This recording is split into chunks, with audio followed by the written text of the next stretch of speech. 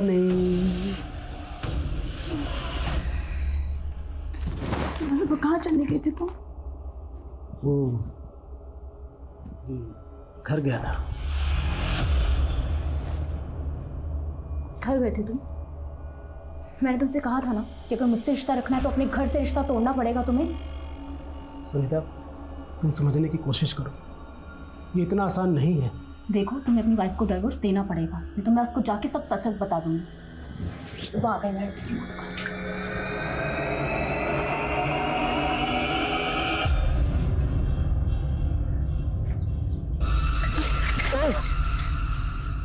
Sorry. It's okay.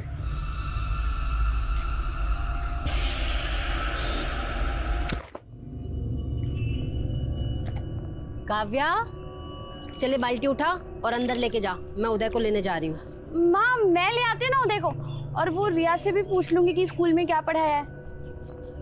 अच्छा, चल ठीक है, फिर तू ही चली जा। जा और सुन, हाँ? उदय को लेके सीधा घर आना, कहीं भटकने की जरूरत नहीं है। हाँ माँ।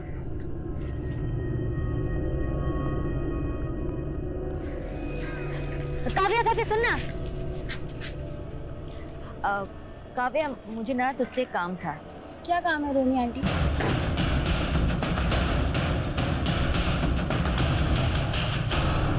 मेरी बेटी काव्या अपने भाई उदय को पिक करने के लिए निकली थी। ये उसकी साइकिल है। आप बिल्कुल फिक्र मत कीजिए, हमारी टीम आसपास के एरिया में पता कर रही है। आपकी बेटी बहुत जल्द मिल जाएगी। सर, इस पूरे एरिया में ना कोई दुकान है ना कोई सीसीटीवी। हम काव्या की फोटो आसपास के लोगों को दिखा रहे हैं। तो अपनी जांच का एरिया बढ़ाओ। Yes sir. किसी भी हालत में लड़की को ढूंढ।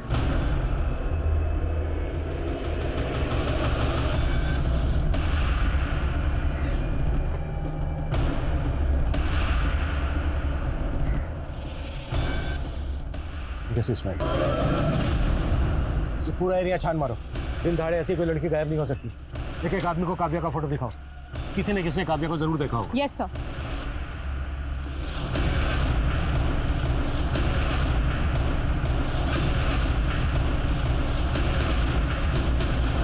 आपके बेटे की स्कूल बस यहाँ आकर रुकी है।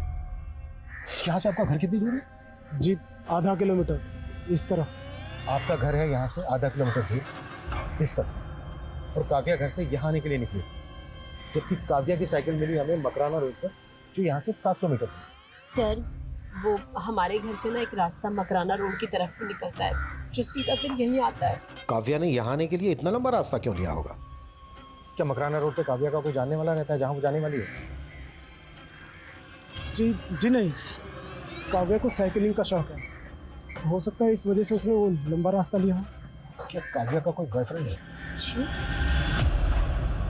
नहीं सर, वो तो बस 16 साल की छोटी बच्ची है। हाँ, लेकिन क्या है कि आजकल की जनरेशन। अरे भाई, हमने काव्या का फोन अनलॉक होने के लिए दिया, शायद उससे कुछ पता चला। सरिता जी, आपने हमें बताया था कि काव्या हमेशा स्कूल ना जाने के लिए बहाने ढूंढती थी, तो क्या स्कूल में उसे कोई प्रॉब्लम थी? नहीं, ऐसा तो उसने न कभी कुछ कहा न बताया। आपकी किसी के साथ दुश्मनी, अनबन या धमकी दी हो किसी ने आपको? जी नहीं, बिल्कुल भी नहीं। हमें लगता है बहुत जल्दी आप लोगों को फिरौती के लिए कॉल है। जैसे ही कॉल आए प्लीज हमें बताइए। मैंने काव्या को रोहिणी दीदी के साथ आज दोपहर में देखा था। दोनों आपस में कुछ बातें कर रहे थे। कहाँ रहती है रोहिणी?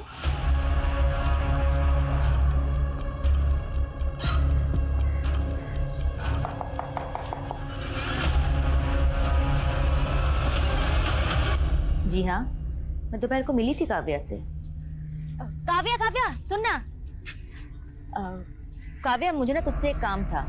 क्या काम है रोनी आंटी? कल ना मेरे घर पाठ होने वाला है, तो मम्मी से कहना कि आए, ठीक है? 2 बजे तक आ जाए। ठीक है, मैं बोल दूंगी।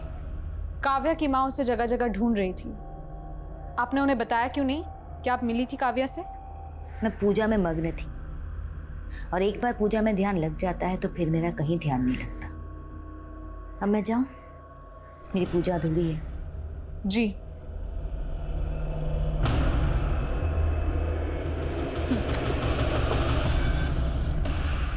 सर, फॉरेंसिक्स ने ये कंफर्म किया है कि काव्या की साइकिल के पास जो रुमाल मिला था उसमें के ट्रेसेस मिले हैं।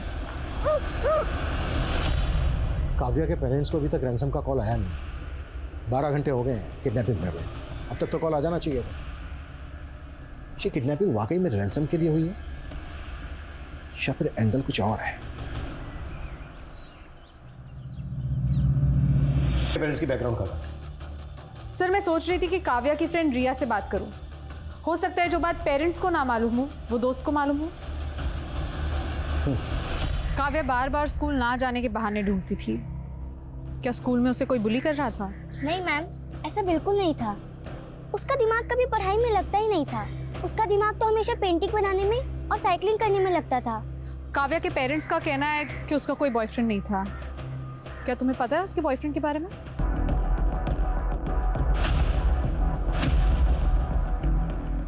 ये पेंटिंग काव्या ने खुद बनाई थी? जी हाँ, इसी ने बनाई है।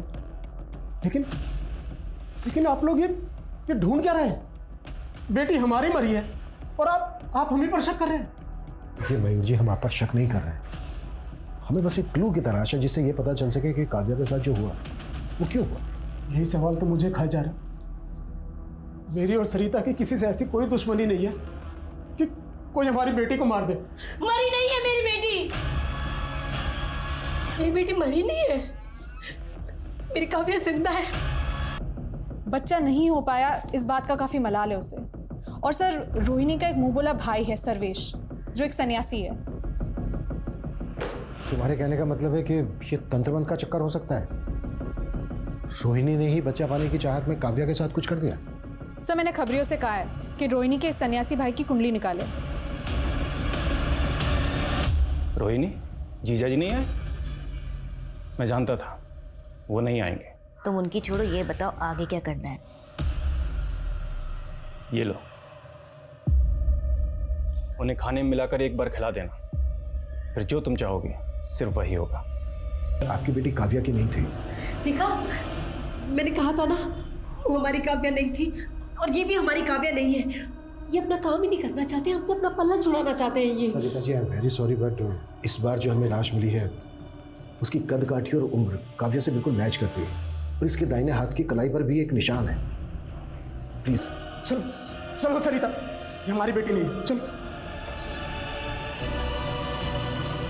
एक जली हुई लाश, एक सर कटी लाश और एक गंभीर सवाल, काव्या को वाकई मार दिया गया था या वो दो लाशें इस केस को भटकाने की चाल थी? काव्या अभी उसकी माँ और भाई की उम्मीदों में जिंदा थी, लेकिन काव्या के पिता ने जिस तरह से उन लाशों की शिनाख्त की, उसने पुलिस की उलझनें और बढ़ा दी और डीएनए करवाना बेहद जरूरी हो गया। डीएनए लगभग 30 दिन का समय लेने वाला था और अब तक ये चर्चाएं गर्म थी कि इस केस के इन्वेस्टिगेटिव ऑफिसर ने अपने पिछले 2 केस 48 घंटे के अंदर क्रैक कर लिए थे। लेकिन क्या इस केस में 48 दिन या 48 महीने भी काफी थे? पुलिस ने किडनैपिंग, रंजिश, ऑनर किलिंग और तंत्र से जुड़ी कई थ्योरीज बनाई थी, लेकिन इस केस की जड़ से एक विशालकाय पेड़ पनप रहा था जिसके गुनाह की गर्म छाया सारा माहौल गर्म करने वाली थी। इस इलाके की 3000 युवाओं की नौकरी से जुड़ा हुआ है ये मामला। 3000 लोग, यानी कि 3000 परिवार। अब सवाल ये उठता है कि क्या हमारे नेता धर्म और जात की राजनीति को छोड़ के इस अहम मुद्दे पर बात करेंगे रोजगार जैसे? शायद नहीं करेंगे। मैं दुष्यंत, कैमरामैन सुभाष के साथ अब तक। दुष्यंत, ये क्या फीके फीके न्यूज़ देते रहते हो यार, थोड़ा तड़का लगाओ ना। सोनाली, मैं जर्नलिस्ट हूँ, मैं बावर्ची नहीं हूँ। एंड बाय द वे, ये जयदत्त ग्रुप ऑफ हॉस्पिटल की फाइल है, देख लो। खेड़ापुर के गांव के लोगों का ऑपरेशन किया गया, उनके ऑर्गन्स निकाले गए, उनको डराया धमकाया गया। It's a serious matter Sonali. Dushyant, news serious नहीं, सेंसेशनल होना चाहिए। और वैसे भी क्या फर्क पड़ता है यार, छोटे से गांव में क्या हुआ? फर्क पड़ता है।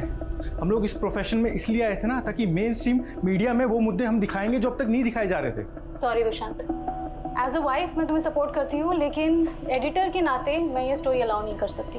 वैसे ही बहुत मानहानि के दावे हैं हमारे खिलाफ। I can't take the risk, please understand. हम लोगों की सोच बहुत अलग है एक्चुअली। तुम ना सिर्फ शोर मचाना चाहती हो, लेकिन मैं सच दिखाना चाहता हूँ। सोनाली, हम हस्बैंड वाइफ है ठीक है, लेकिन मुझे लगता है मैं तुम्हारे साथ अब काम नहीं कर पाऊंगा। I think I should leave this channel now. Enough. Dushyant, नहीं यार, बस सोनाली हो गया अभी। इतना सीरियस क्यों हो रहे हो यार? Just relax. देखो, अभी कुछ देर में मैं लाइव जा रही हूँ, हम आराम से बैठ के बात करेंगे ना इस बारे में लेटर। चलो, आई सी यू सून।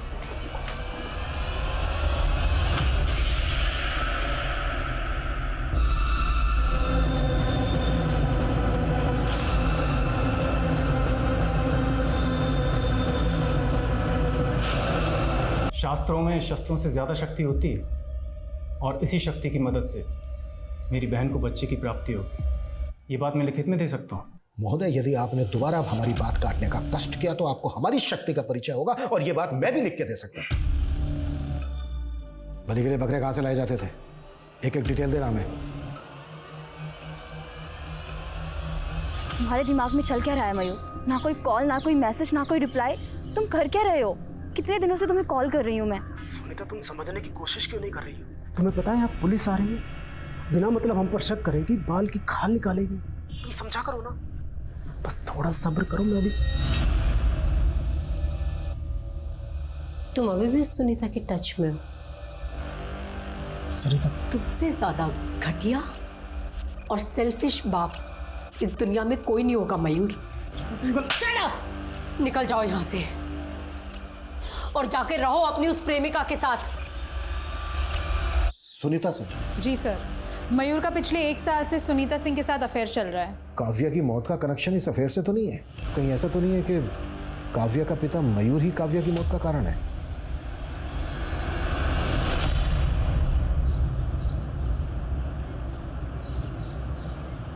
दोनों को थाने बुलाओ। Yes sir. तो माहेश्वरी जी, आपको लौकी की सब्जी ज्यादा पसंद है या आलू की? सोनाली, मैं एक गरीब परिवार से आती हूँ। भूख देखी है मैंने, इसीलिए खाने में मेरे कोई नखरे नहीं है। जो मिल जाए खुशी से खा लेती हूँ। आपकी इसी सादगी की वजह से तो आप जानी जाती हैं।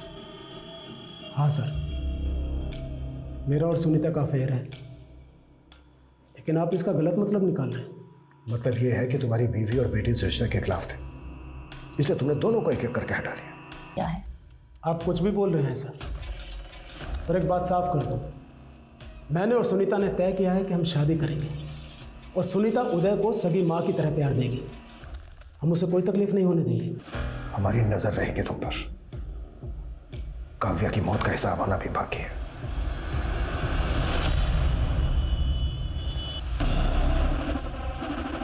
डॉक्टर कविता, छोड़ोगे नहीं तुझे। बता मेरा बच्चा कहाँ है? कौन हो तुम? क्या बात कर रही हो? नाटक बंद कर। तूने मेरी डिलीवरी की थी ना, और उसके बाद तूने बोला कि मेरा बच्चा मरा हुआ पैदा हुआ है। तूने मेरे बच्चे की शक्ल भी नहीं देख ली थी। मेरा बच्चा कहाँ है? छोड़ोगे नहीं तुझे। बता मेरा बच्चा कहाँ है? बता मेरा बच्चा कहाँ है? छोड़ोगे नहीं देखो, बता मेरा बच्चा कहाँ है? सर, डीएनए रिपोर्ट आ चुकी है। वो सरकटी लाश काव्या की है। पता था मुझे, लेकिन मयूर और उसकी गर्लफ्रेंड सुनीता के खिलाफ हमारे पास एक भी सबूत नहीं है जिससे हम ये साबित कर सकें कि काव्या के मर्डर में उनका हाथ है। कहाँ चूक हो रही है हमसे? हमें ये केस रीइन्वेस्टिगेट करना होगा। सर, हमें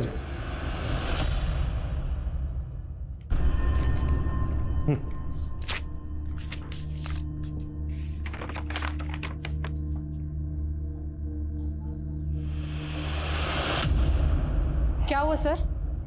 प्रमोशन लेटर है। कॉन्ग्रेचुलेशंस। पर सर, आप इतने परेशान क्यों हैं? 7 दिन के बाद ज्वाइन करना है। इसका मतलब यह है कि इस केस को सोल्व करने के लिए हमारे पास सिर्फ 7 दिन है। किसी भी हालत में इन 7 दिन के अंदर हमें केस सोल्व करना है। Yes sir.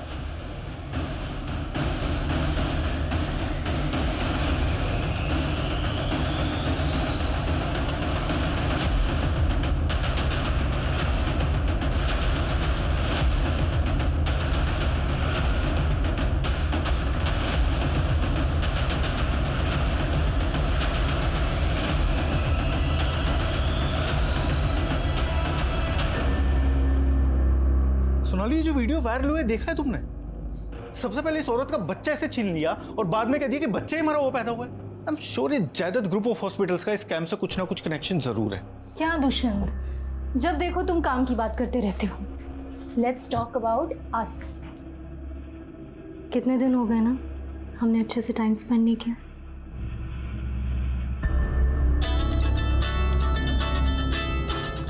सोनाली, मुझे बहुत इंपॉर्टेंट टिप मिली है, मुझे जाना होगा।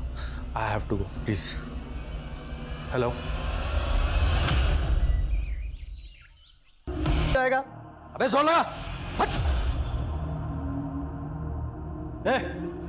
अरे भगवान, एक गिलास इसे भी दे दे, इसके हाथों में जोर नहीं है। मरियल साला, देख क्या रहे क्या देख रहा है? चल चल दबा।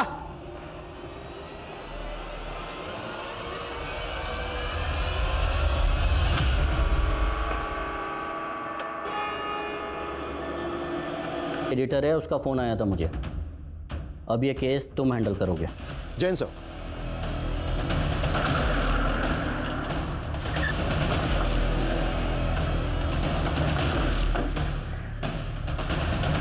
मैं समझ सकती हूँ कि दुष्यंत के गायब होने के पीछे सबको कोई ना कोई कॉन्स्पिरेसी नज़र आ रही होगी।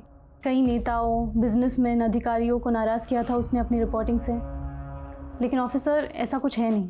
आपके कहने का मतलब यह है कि दुष्यंत अपनी मर्जी से कहीं चले गए? यस ऑफिसर, एक्चुअली वो कई दिनों से मुझसे ही नाराज़ था। इस नाराज़गी की वजह? हम दोनों ने मिलके ये चैनल खोला था और eventually I became the face of the channel. इसीलिए दुष्यंत को कहीं ना कहीं ऐसा लगने लगा कि वो पीछे रह गया। सब उसके मन का वहम है। अगली बार मिलूंगी तो समझा लूंगी उसे। आप प्लीज़ उसे जल्द से जल्द ढूंढ निकालिए। श्योर सर, दुष्यंत को आखिरी 3 कॉल उस्मान शेख नाम के आदमी के आए थे। सर, यह है उस्मान शेख, हिस्ट्री शीटर है। सर, इलीगल आर्म डीलिंग्स के चार्जेस लगे थे इसके ऊपर। लेकिन दुष्यंत की बीवी सोनाली का कहना है कि दुष्यंत उनकी प्रोफेशनल अनबन की वजह से अपनी मर्जी से कहीं चला गया है। अगर उस्मान की इसमें इन्वॉल्वमेंट है तो दुष्यंत खतरे में है। Right sir. सर, दुष्यंत का फोन जैतपुर रोड के पास स्विच ऑफ हुआ था। अभिषेक, उस एरिया की सारी सीसीटीवी फुटेज स्कैन करो, शायद दुष्यंत की कहीं बाइक स्पॉट हुई हो। सर।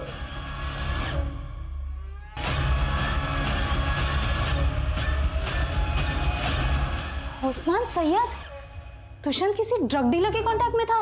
देखिए, अगर बात पैसों की होती तो अब तक रैंसम का कॉल आ चुका होता आपको। हमें डाउट है कि उस्मान को किसने सुपारी दी दुष्यंत की। माय गॉड, वो किस हाल में होगा? आपको शक है किसी पर? नहीं, अभी कुछ समझ में नहीं आ रहा है। मैं आपको खुद फोन करूंगी। Please give me some time.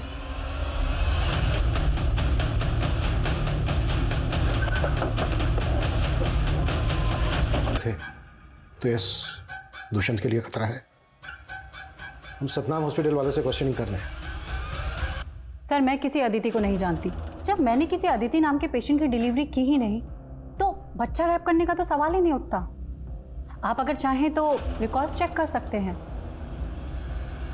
Sir, Satnam hospital वाले तो इस बात को सिरे से खारिज कर रहे हैं कि अदिति उनके वहां कभी डिलीवरी के लिए आई थी। सर, अदिति और दुष्यंत, इन दोनों का भी आपस में कोई लिंक नहीं मिल रहा है। हो सकता है कि दोनों केसेस अलग अलग हों। दुष्यंत गायब है। दुष्यंत जिस हिस्ट्री शूटर उस्मान के टच में था वो भी गायब है। कुछ तो मिस कर रहे हैं हम लोग। सर, मैंने खबरियों को सोनाली की कुंडली निकालने को कहा था, तो पता चला है कि सोनाली का एक कुणाल नाम के बिजनेसमैन के साथ अफेयर चल रहा है। सर, कुणाल दुष्यंत का ही दोस्त है और दुष्यंत के चैनल को इसी ने फंड किया है। सोनाली का दुष्यंत के ही दोस्त कुणाल के साथ अफेयर चल रहा है। और एक बात, 2 महीने पहले दुष्यंत ने जयदत्त हॉस्पिटल में चल रहे स्कैम को एक्सपोज किया था। कहीं दोनों हॉस्पिटल्स का आपस में कोई कनेक्शन तो नहीं है? अपने खबरियों को जयदत्त और सतनाम हॉस्पिटल में काम पे लगा। पता कर कौन सा गोरख धंधा चल रहा है वहाँ, और ये अदिति की फैमिली का कब पता चलेगा। जल्दी पता कर, टाइम बहुत कम है हमारे पास। ठीक है सर, करता हूं। ऑफिसर, यहाँ मेरे हस्बैंड इतने दिनों से लापता है और आप उन्हें ढूंढने की जगह मेरी जासूसी कर रहे हैं। मेरा अफेयर है या नहीं है, इसका इस केस से कोई ताल्लुक नहीं है। अगर ये केस आपकी बजाय किसी नेता या अभिनेता से जुड़ा होता ना तो आपने अब तक ब्रेकिंग न्यूज़ बनाकर डिबेट शुरू कर दी होती। हमें आपकी तरह चिल्लाकर झूठ को सच बनाने की आदत नहीं है। हम सच को ना खोद के निकालते हैं। आपके पति दुष्यंत की सच्चाई भी हम सामने लाकर रहेंगे। हेलो सर, उस्मान का पता चल गया है। उठा लो उसे।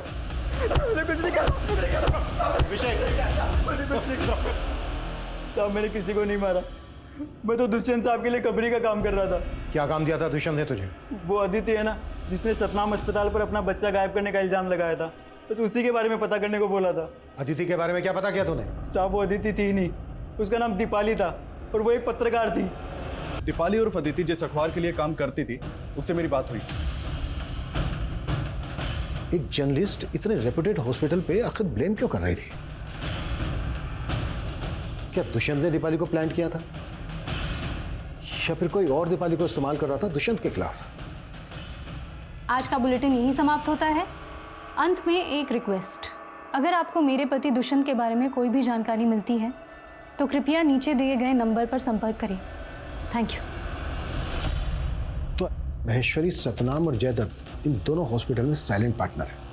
Yes sir.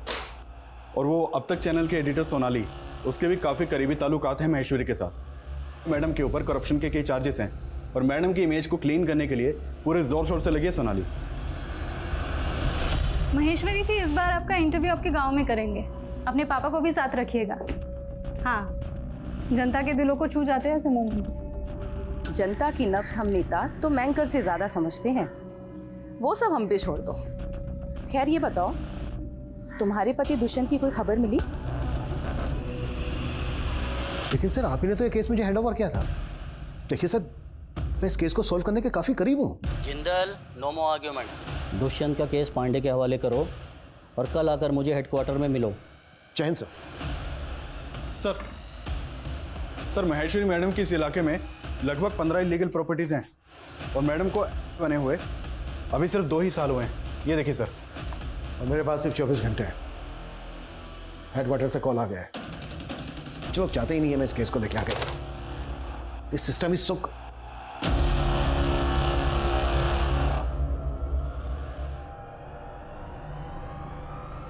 ये कॉटेज मैंने कहीं तो देखा है। ये पेंटिंग काव्या ने खुद बनाई थी। जी हाँ, इसी ने बनाई है। सर, ये तो ज्योति नगर में मकराना रोड पर है। Yes, Kavya murder case. नहीं सर, आपके जाने के बाद काव्या के केस में कोई प्रोग्रेस नहीं हुई है। और सर, काव्या के बाद पिछले 4 सालों में और भी कई यंग लड़कियों की मिसिंग केस रिपोर्ट हुई है। थैंक्स रितु। डीआईजी सर ने मुझसे एक केस तो ले लिया, लेकिन इत्तेफाक से मुझे 4 साल पुराना केस याद आ गया। और मुझे लगता है इन दोनों केसेस का आपस में कनेक्शन है। और ये कनेक्शन साबित करने के लिए हमारे पास सिर्फ आज का दिन है। आज के आज हमें ये केस क्रैक करना है।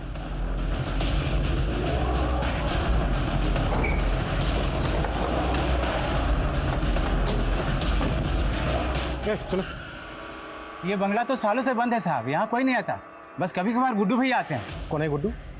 महेश्वरी का पीए।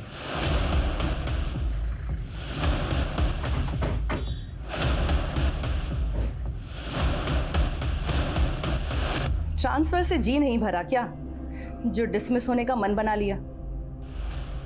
मन की बात बाद में करते हैं, फिलहाल काम की बात करते हैं। क्यों जनक उर्फ गुड्डू, यही नाम है ना तेरा? इंस्पेक्टर, आपको शायद कोई गलत पे... आपकी बेनामी संपत्ति है ना, आपका वो फार्म हाउस मकराना रोड पर। इसकी करतूत के पक्के सबूत मिले हमें वहां पर।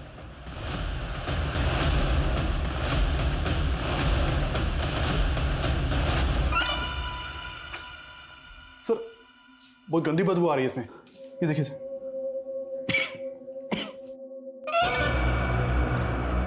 ये तो खून है सर।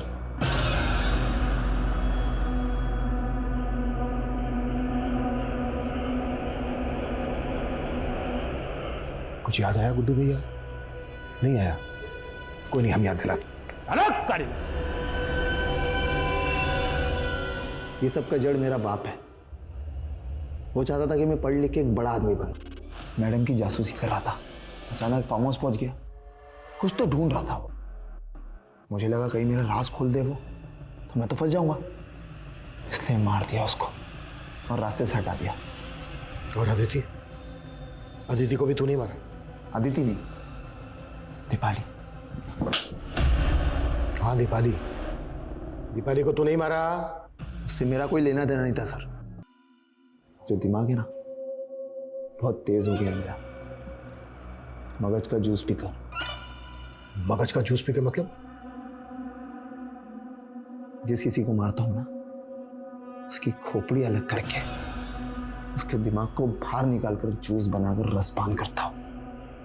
एक ज्योतिष मिले थे मुझे, उन्होंने मुझसे कहा किसी होशियार इंसान को मारकर उसके भेजे का जूस बनाकर रसपान कर लो, उसका सारा प्रभाव तुम हासिल कर लोगे। बस वही किया हमने सर।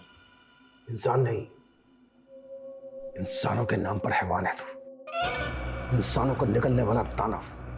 तेरे जैसे दानवों की समझ को कोई जरूरत नहीं है।